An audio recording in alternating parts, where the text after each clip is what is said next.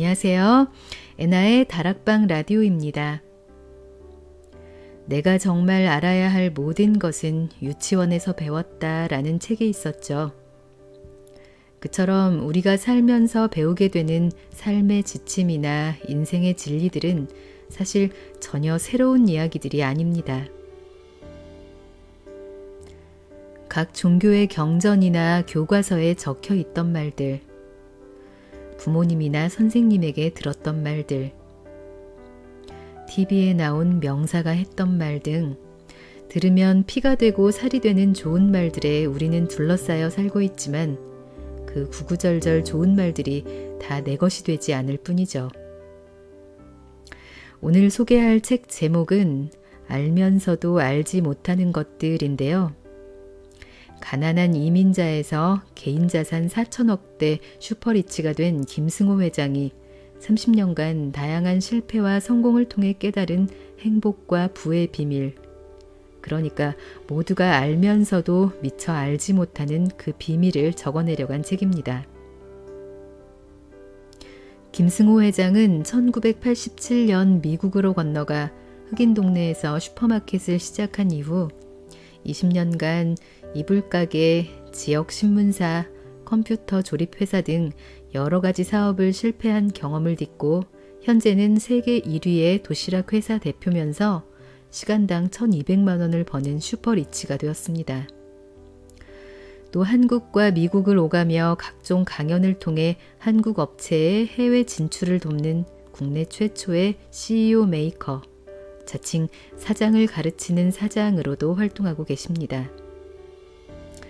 이 책은 성공을 이루는 법에 대한 다양한 이야기가 담겨 있는데요.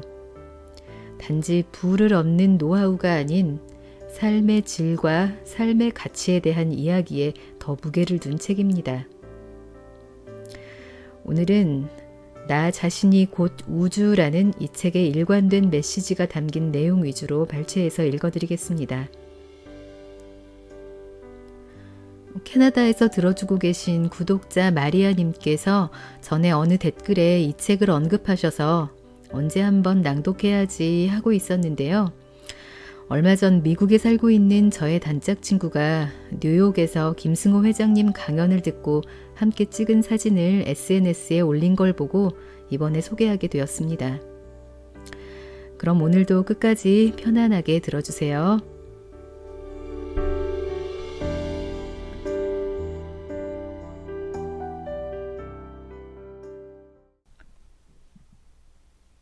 소득을 10배로 올리는 방법. 나는 기업가다. 내 기업의 대표, 즉 사장이다.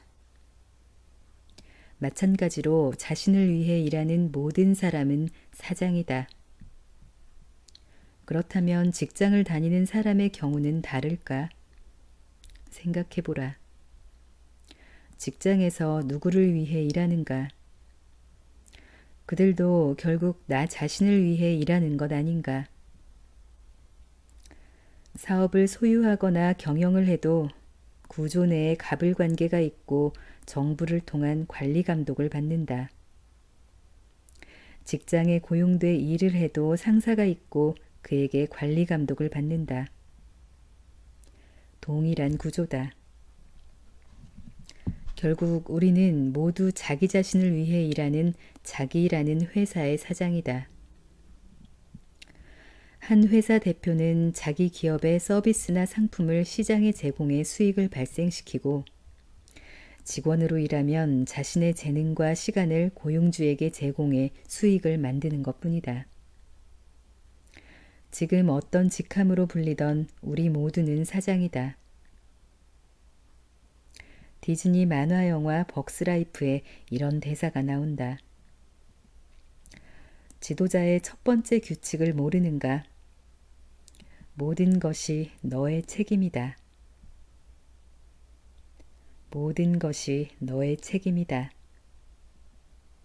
한 번 더 반복한다. 모든 것이 너의 책임이다. 사장이 된다는 것은 회사의 모든 일에 책임을 진다는 의미다. 불경기도 사장의 책임이다. 불경기에 잘 될 비즈니스를 선정하지 않았거나 불경기에 대비하지 않았기 때문이다. 직원이 횡령을 해도 자기 책임이다.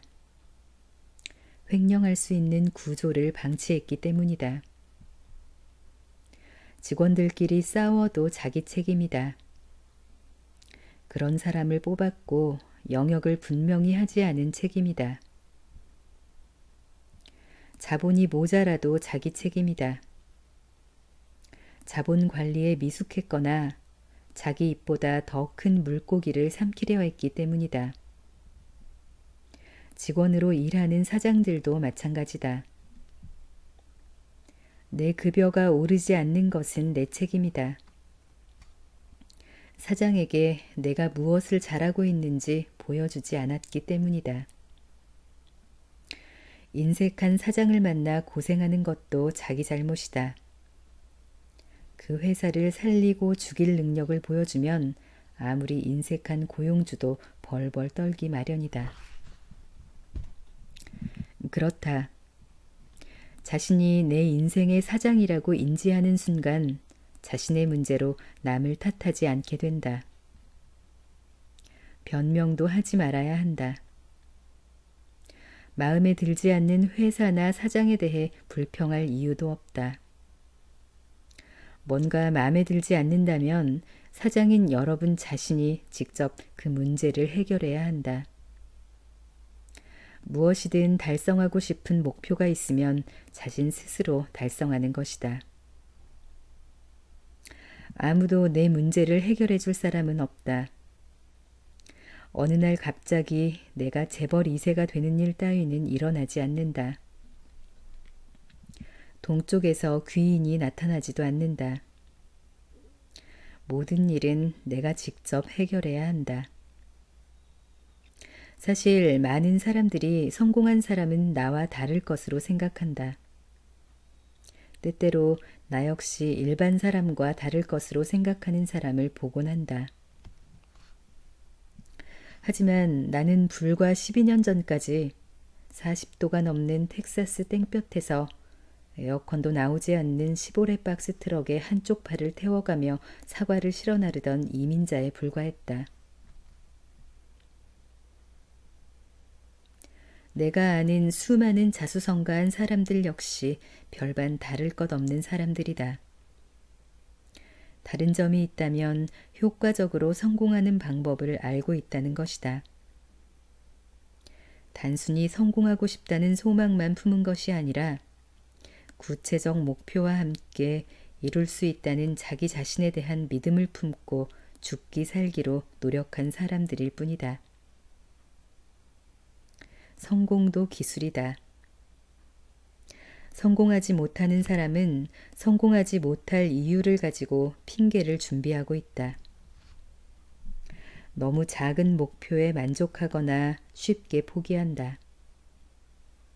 건강 문제, 학교, 불경기, 나이, 성별, 가족 문제를 들먹이며 핑계를 준비해 놓는다.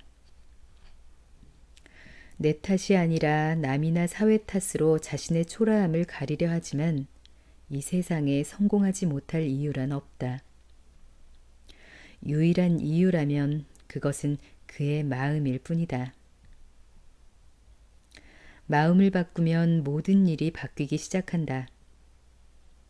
자기 자신을 믿는 순간 세상은 우리를 위해 일어선다. 무언가 배울 시간이 없다면 집에서 책을 읽으면 된다. 회계학이 궁금하면 회계학 책을 20권 정도 읽어보라. 물리학 역시 그렇게 해보라. 나는 엑셀도 코렐 드로우도 하물며 농사도 그렇게 배웠다. 성공하고 싶다면 닮고 싶은 그 사람을 찾아가 물어라. 나보다 뭔가 잘한 사람이 있으면 만나자고 부탁하고 찾아가라. 선배면 더 좋고 후배라도 부끄럼 없이 배워야 한다. 성공 비결이 뭡니까? 라고 물어보라. 놀랍게도 거의 대부분 기꺼이 자신의 이야기를 들려줄 것이다. 이제 여러분이 내일부터 새로운 소망을 가지고 그 결심을 이루기 위해 도전한다면 결과는 두 가지뿐이다.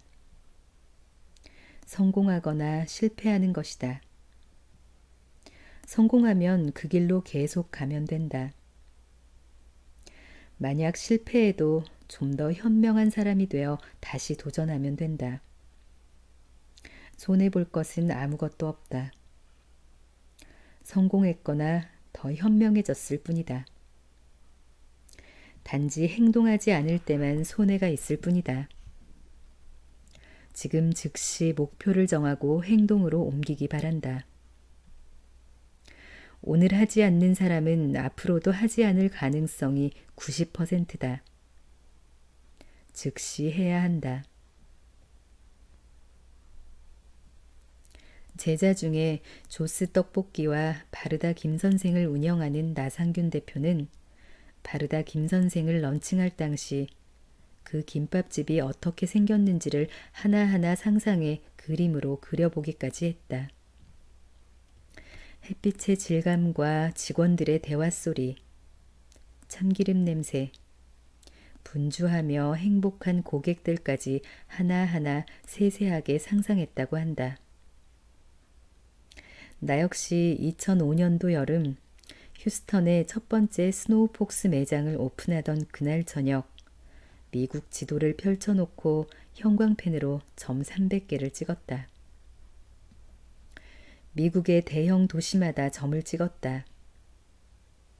다음 날이나 주말, 다음 달이 아닌 바로 그날 밤에 300개의 점을 찍으며 300개 매장을 가진 사업가로 나 자신을 만들기로 결심한 것이다. 그리고 상상했다. 점포가 300개면 어떤 계약 내용이 있어야 할 것이며 본사는 어떻게 생겼고 유니폼과 메뉴의 포장 모양, 더불어 내가 어떤 태도로 사업을 해야 할지 세세히 상상했다. 그리고 미국 전체를 먹기로 생각했다. 나는 과일 하나를 따러 미국에 온 사람이 아니라 나무 전체를 뽑을 작정을 하고 미국에 온 사람이었기 때문이다. 나는 생존하기 위해 사업을 하는 것뿐 아니라 내 인생의 자유를 얻기 위해서 사업을 하기로 작정했다. 나의 삶은 나의 생각에 의해 만들어지는 것. 바로 이 점이 인류 역사상 가장 위대한 발견일 것이다.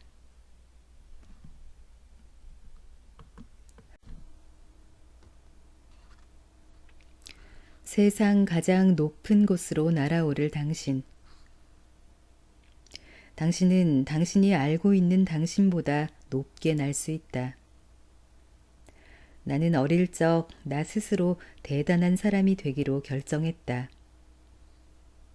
남이 나를 어떻게 대우하는 것에 상관없이 나 스스로 나를 존중하기로 결심한 것이다.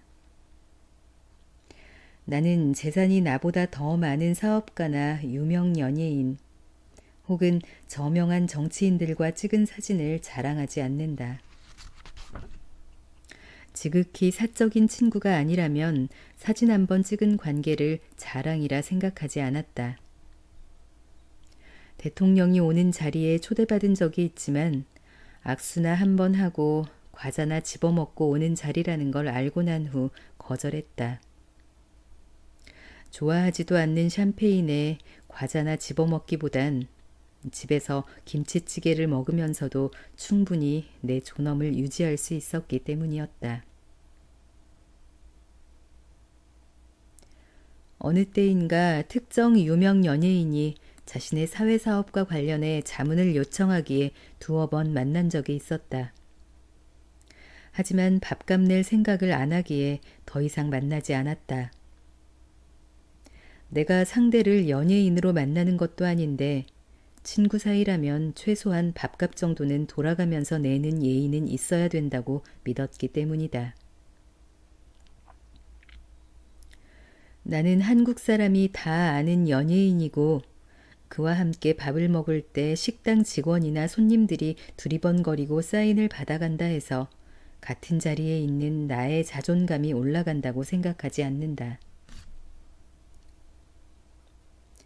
나는 나보다 더 부자에게 기가 죽지도 않는다.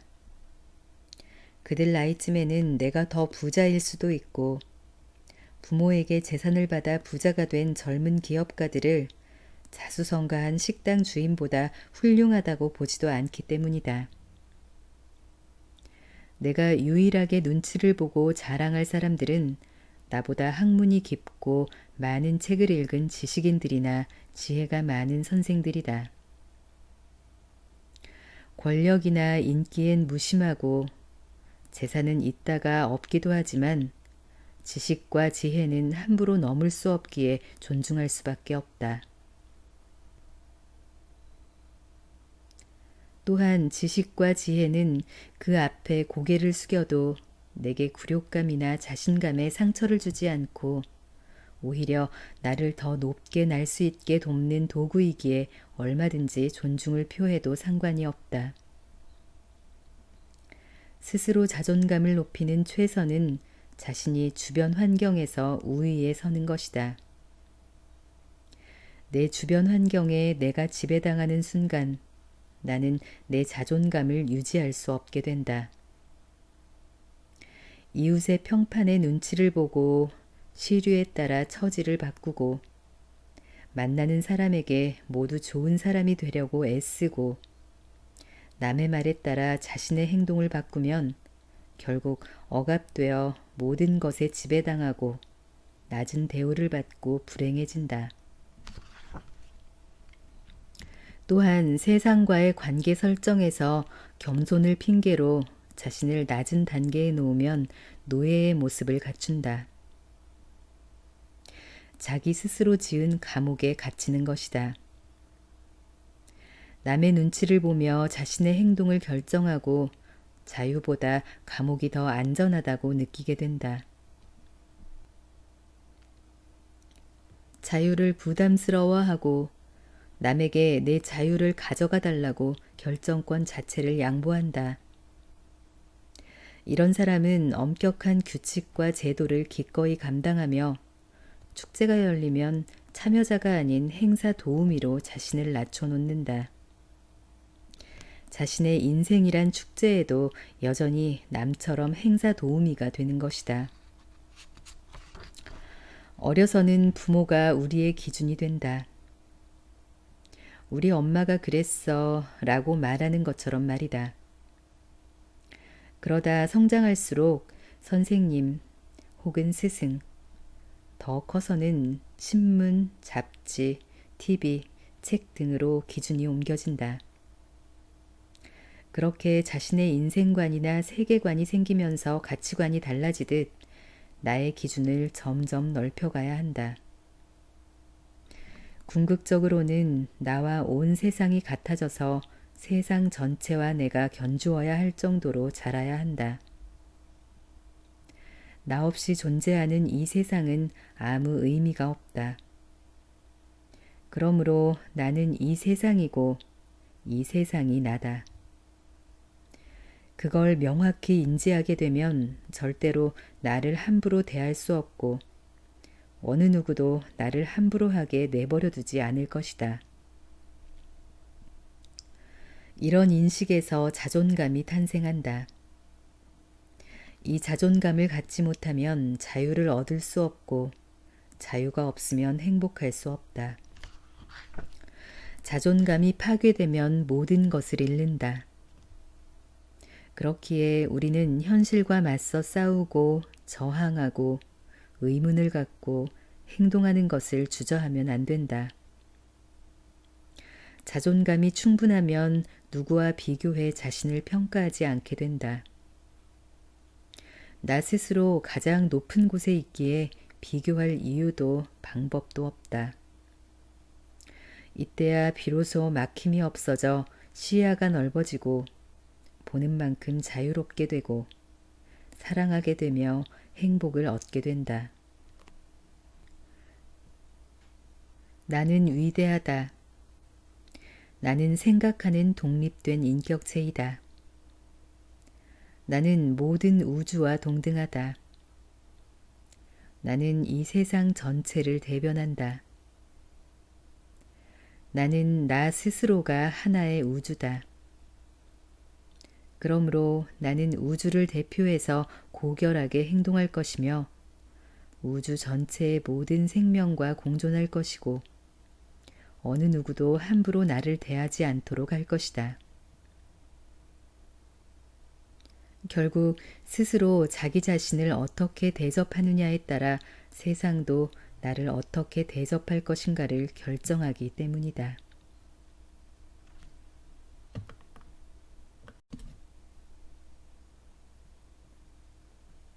신을 닮은 인간. 결국 인간도 신이다. 나는 한때 보수적이며 원리주의적인 기독교 신앙을 가진 사람이었다. 미국으로 이주한 후에도 같은 교단에 들어갔으나 같은 교단임에도 불구하고 한국에서 절대적으로 믿었던 교리와 행위가 미국에서는 다른 모습으로 나타나 있었다. 그 점에 의문을 가진 나는 언어 문제를 핑계로 내가 가진 신앙을 재점검하는 기회를 가지기로 했다. 어느 기독교의 종파가 옳은가가 아니라 어느 종교가 참인가를 넘어 종교 자체가 참인가를 놓고 숙고하던 날들이었다. 진지한 고민과 기도와 명상의 시간을 3년 넘게 가진 어느 날 밤, 퇴근해 집으로 들어가다 주차장 안에서 순간 설명하기 어려운 해탈의 그 무엇을 경험했다. 내 나이 33살 무렵이었다. 그날로 나는 다니던 교회를 그만두었다. 바로 그날부터 예수에 대한 신앙을 버리고 예수가 믿었던 신앙으로 내 믿음이 바뀌었기 때문이다. 같이 신앙생활을 했던 많은 사람들이 실망했고 오랫동안 그 이유조차 묻는 사람이 없었다. 겁나지 않느냐는 질문도 받았다. 그러나 겁이 나지 않았다. 신이 존재하고 그 신이 내게 자유의지를 부여했다면 내 자유의지로 충분히 고민하고 공부하고 숙고한 후에 내린 결정이었다. 그러니 내 자유의지를 당연히 인정해 주실 것이다. 만약 자유의지를 허락하지 않는 신이라면 내 결정은 이미 그의 결정이나 마찬가지다. 그의 결정에 따랐기 때문이다. 어떤 경우든 내가 잘못한 것은 아무것도 없기에 두려움이 없어져 버렸다. 흥미로운 것은 그날 이후 예수를 신으로 모실 때보다 더 많이 사랑하게 되었고 종교로 기독신앙을 받아들였을 때보다 더 내밀한 행복을 느끼게 되었다는 점이다. 나는 온전한 자유를 느꼈다. 예수는 종교적 압박과 정치적 고난에 쌓여 있던 유대인에게 신이란 징계하고 벌 주고 죽이시는 분이 아님을 가르쳤다.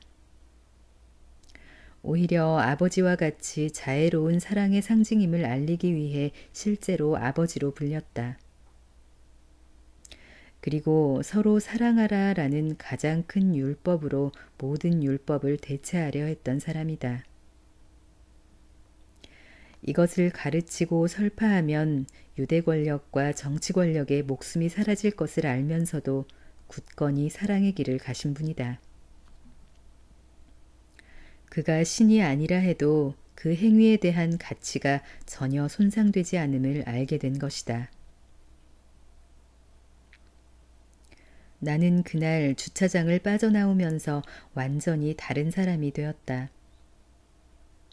다른 종교를 가진 사람, 다른 인종, 다른 정치적 신념, 가난한 자, 게으른 행위, 윤리적으로 도덕적으로 내 기준에서 받아들이기 힘들었던 모든 것에 대해 관용과 이해를 할 줄 아는 사람이 된 것이다.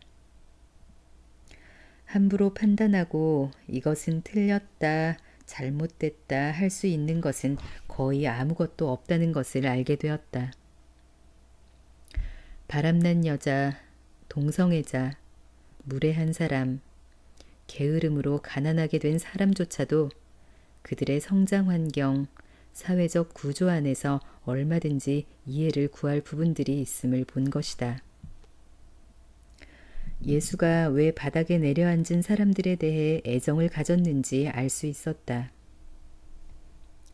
예수에 대한 신앙이 아니라 예수가 가졌던 신앙을 받아들인 순간 나는 오히려 종교 너머의 예수를 만나게 된 것이었다.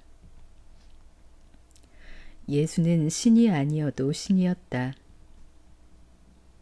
결국 예수가 날 구원하는 것이 아니라 내 스스로 나를 구원해야 한다는 것을 깨달은 것이다. 종교는 공포를 팔아 생존한다. 지옥, 천둥, 일식, 지진, 죽음 등은 종교를 유지하는 데 가장 필요한 것들이다. 하지만 인간의 인식과 인지 능력이 향상되고 과학 발전이 이어지며 종교의 자리는 위태로워졌다. 그렇게 종교는 윤리적, 도덕적 방향으로 재정립을 해가며 자리를 옮겨갔다. 그러나 나는 종교가 윤리적인 것과 도덕적인 문제를 구별하지 못하고 선과 악을 명쾌하게 나누지 못하는 문제를 많이 봤다. 종교가 위험한 상태에 빠진 것이다. 그날 이후 형상을 갖추고 인격적 개체를 갖춘 신을 찾는 일을 멈췄다. 자연이 하는 일이 가장 도덕적이며 우주의 법칙이야말로 신의 법칙이고 윤리라는 것을 깨달았기 때문이다. 이미 유형의 우주를 창조한 무형의 원리, 이치, 법칙을 신이라고 부른다고 해도 큰 무리가 없었다.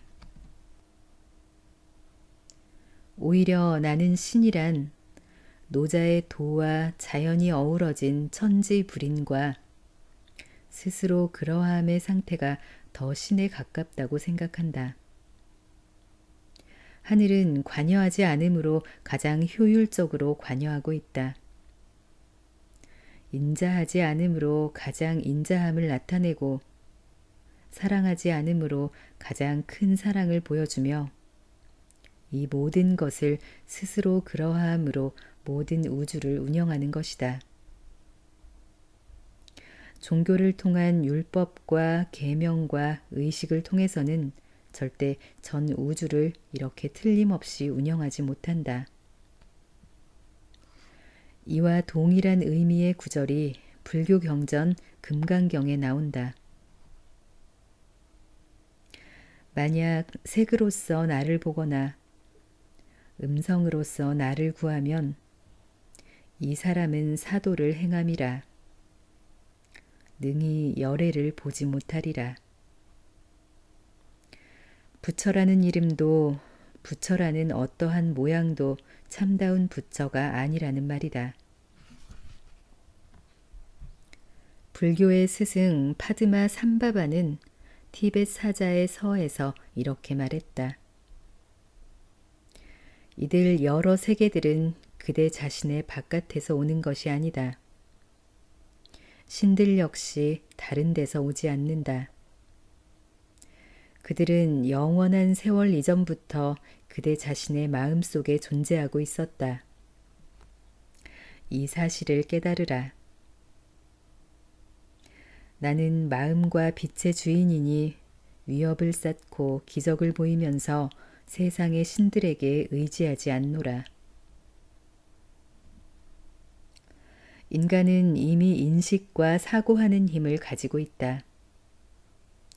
우주 창조의 이치, 하나님의 속성을 이해할 능력이 뇌 속에 담겨 태어났기 때문이다. 이것만으로도 인간 내부에 이미 자기의 신성을 갖고 있다고 말할 수 있다. 예수가 사람이라도 그 신성이 내게서 사라지지 않았듯이 형상을 한 신이 없더라도 이 우주를 하나의 의미 있는 완전체로 만들어낸 힘을 신으로 받아들이는 것이 문제가 없었다. 형상을 가진 창조주로서의 신보다는 이성을 깨친 인간이 본질적 의미로 신에 더 가깝다고 감히 말할 수 있게 되었다. 오늘 가을 하늘이 참 아름다웠다. 하늘이 존재할 수 있는 이유는 내가 하늘이 있다는 사실을 인지한 까닭이다. 내 인지 능력이 왜 하늘이 존재할까 묻는 순간 하늘이 존재하게 된 것이다. 질문을 갖는 순간 온 세상은 나를 중심으로 존재한다. 내가 있기에 세상이 존재함을 알게 되고 나는 생명이 있기에 존재함을 알게 되며 내가 곧 저 하늘이고 하늘이 곧 나라는 것을 알게 된다. 그 순간 이 세상 만물은 어떤 차이도 없다는 것을 느끼고 너와 내가 이곳과 저곳이 하나라는 것을 알 수 있다. 불교 예불시에 시방삼세 제망차례 상주일체 불타야중이라는 구절이 있다. 이는 이 세상 그 언제 그 어느 곳에도 부처님이 계시지 않은 곳이 없다는 말로 모든 시간대와 모든 공간대에 부처님이 항상 계신다는 뜻이다. 우리는 누구든 부처가 될 수 있기에 내가 곧 시공 전체의 우주일 수 있다는 말이다. 그렇다. 천국이 여기다. 그리고 내가 신이다.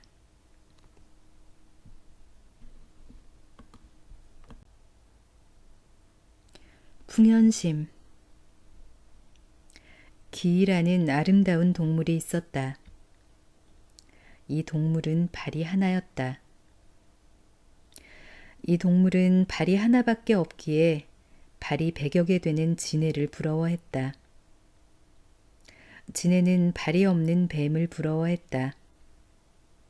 발이 없어도 잘 돌아다니는 뱀이 부러웠다. 뱀은 어디든 갈 수 있는 바람을 부러워했다. 바람은 가지 않아도 멀리 볼 수 있는 눈을 부러워했다. 눈에게도 부러워하는 것이 있었는데 보지 않고도 무엇이든 상상할 수 있고 어디든지 갈 수 있는 마음을 부러워했다. 하지만 최고의 부러움을 받고 있는 마음은 형체와 형상을 가진 아름다운 동물 기를 부러워했다. 이 이야기는 장자 추수편에 소개된 풍현심이란 제목의 바람은 마음을 부러워한다는 뜻을 가진 내용이다. 세상이 힘든 이유는 욕심과 부러움 때문이다. 만족하지 못하면 아무리 돈이 많고 권력이 높아도 행복할 수 없다. 나보다 부자는 여전히 많고 나보다 현명한 사람 또한 많으며 나보다 건강하거나 젊은 사람은 계속 늘기 때문이다. 부러워만 하면 자존감도 없어진다. 자신을 자책하기 바쁠 뿐이다. 비교를 중단하고 욕심을 버리는 순간 만족과 행복이 손을 잡고 들어온다. 미국 작가 티모시 페리스가 쓴 4시간이라는 책에 멕시코 어부의 행복이라는 이야기가 나온다. 생활에 만족하기에 천국에 살고 있는 사람의 이야기다. 뉴욕의 사업가가 코스타리카 해변으로 휴가를 떠났다. 노을을 보며 거닐다 해변에서 한 어부로부터 물고기 몇 마리를 샀다. 물고기가 너무 맛있어 다음 날 다시 그곳을 찾았으나 어부는 물고기가 떨어졌으니 내일 다시 오라며 거절했다. 사업가는 어부를 이해할 수 없었다. 이렇게 맛 좋은 물고기를 매일 몇 마리만 잡아서 팔고 있다니. 사업가가 어부에게 물었다. 물고기를 더 많이 잡아 팔면 더욱더 많은 돈을 벌 수 있을 텐데요. 어부가 말했다. 글쎄요. 저는 아침에 충분히 잠을 자고 잠을 깬 뒤 아이들과 놀다가 한두 시간 정도 물고기를 잡습니다. 점심을 먹고 난 뒤 잠깐 낮잠을 자고 이른 저녁이 되면 가족들과 즐거운 저녁 식사를 합니다. 그리고 밤이 되면 마을에 나가 술을 마시고 기타를 치며 친구들과 노래를 부릅니다. 제 삶은 충분히 만족스럽고 행복합니다. 사업가는 어부를 설득하기 시작했다. 저는 뉴욕에서 사업을 하고 있습니다. 하버드에서 MBA를 받았고 사업이나 마케팅은 자신 있습니다. 내가 당신을 도울 수 있습니다. 당신은 더 많은 물고기를 잡아 지금보다 행복한 내일을 기약할 수 있습니다. 더 나은 미래를 위해서는 물고기를 잡는데 더욱 많은 시간을 투자해야 합니다. 어부가 의아해하며 그 이유를 물었다. 그 다음은요? 당신이 고기를 많이 잡으면 여유 자금이 생겨서 큰 배를 사게 됩니다. 시간이 흐르면 여러 척의 배를 가질 수도 있고 다른 어부들에게 돈을 받고 대여할 수도 있습니다. 한 5년쯤 지나면 돈을 많이 벌어 가공 공장도 세울 수 있고 당신 이름의 브랜드도 갖게 될 것입니다. 그 다음은요? 돈을 많이 번 뒤에는 뉴욕이나 샌프란시스코로 이사를 가는 겁니다. 그쯤 되면 당신은 사업을 다른 사람들에게 맡기고 회장을 하면 됩니다. 당신은 20년 내에 억만장자가 돼 있을 겁니다. 그래요? 그런 다음에는 뭘 하죠? 억만장자가 되면 여생을 편안하게 즐길 수 있습니다. 멕시코의 한적한 해변에 별장을 짓고 가족들과 여유를 만끽할 수 있습니다. 매일 충분한 잠을 자고 아이들과 즐겁게 놀아줄 수도 있고 배부르고 졸리면 낮잠을 자도 됩니다. 푸짐한 저녁 식사를 한 뒤에는 마을에 나가 술도 한잔하고 친구들과 기타를 치며 노래를 부를 수도 있습니다. 우리가 꿈꾸는 편안한 여생이죠. 어부가 마지막으로 한마디 했다. 여보세요, 사업가 양반. 당신이 보다시피 나는 지금 그렇게 살고 있잖아요. 이 글이 주는 교훈은 모든 행복은 상대적이며 자기 안의 결정에 따라 존재한다는 것을 말한다. 나는 세월이 가면서 더 행복해짐을 느낀다. 시간이 흐를수록 재산이 늘어서도 아니고 명성과 권위가 높아져서도 아니다. 가령 복권에 당첨되거나 승진, 합격 같은 좋은 일이나 주변인의 사망, 실패, 부상 같은 나쁜 일이라도 3개월 이상 우리의 행복에 영향을 주지 못한다고 조사됐다. 행복은 스스로의 자각이다. 행복은 외부의 환경에서 오는 것이 아니라 내부의 자각에서 온다. 이 이치를 깨닫지 못하면 재산이 아무리 많아도 아무리 높은 권력을 가져도 여전히 불행해진다. 현대 자본주의의 창시자 아담 스미스는 이렇게 말했다. 인생이 비참하고 무질서해지는 까닭은 선택한 것과 포기한 것의 차이를 과대평가하기 때문이다. 조금 더 좋은 것이야 있겠지만 지나친 열정으로 신중함이나 공정함을 유지하지 못하게 되거나 과거 실수에 대한 부끄러움, 잘못에 대한 후회로 마음의 평화를 잃을 만큼 가치 있는 일은 없다. 가진 것과 갖고 싶은 것의 차이를 크게 느끼면 불행을 느끼게 마련이다. 꿈은 그를 행복하게 하지만 꿈에 이끌려가면 꿈도 불행을 초래할 수 있다.